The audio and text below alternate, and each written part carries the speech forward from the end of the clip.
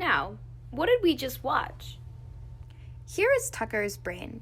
Now, let's take a closer look. In 2018, the U.S. Department of Health and Human Services reported that opioids work by activating opioid receptors on nerve cells. This can be either activated within the cell or on the cell surface. When it binds, it generates a fluorescent signal once the receptor is activated. This then releases endorphins, which causes pain relief. Opioids mimic naturally occurring endorphins in the brain, which leads to misuse, which leads to tolerance, dependence, or addiction. Thus, effective treatments for opioids, like Narcan, will target similar receptors in the brain to reduce the effects of opioid misuse. In 2022, Stoneridge reported that dopamine is a neurotransmitter that relieves pain and increases pleasure. It also plays a role in motivation. When there is an excess of dopamine in the brain will seek out the source of the dopamine. In this case, the source of the excess dopamine is opioids.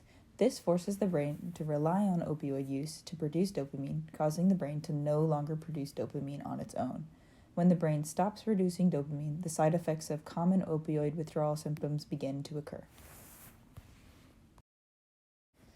These symptoms include depression, lack of motivation, poor concentration, shaky hands or other tremors, an inability to feel pleasure, symptoms of attention deficit hyperactivity disorder or ADHD, short-term memory loss, and a difficulty managing daily tasks.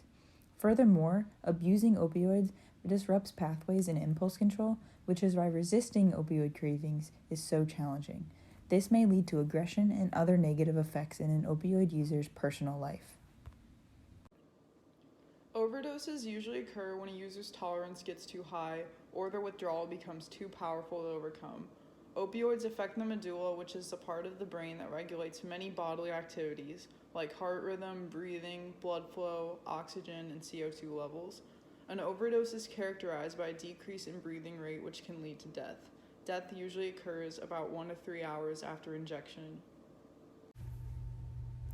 What happened to Tucker has been happening to countless others. Since 1999, over 830,000 people have died of opioid overdose, and that number continues to grow.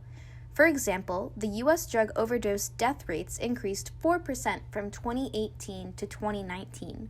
Furthermore, opioids were involved in over 70% of all drug overdose deaths in 2019. Roughly 21 to 29% of patients that have been prescribed opioids for chronic pain misuse them, and 4 to 6% of those that misuse them transition to harder drugs.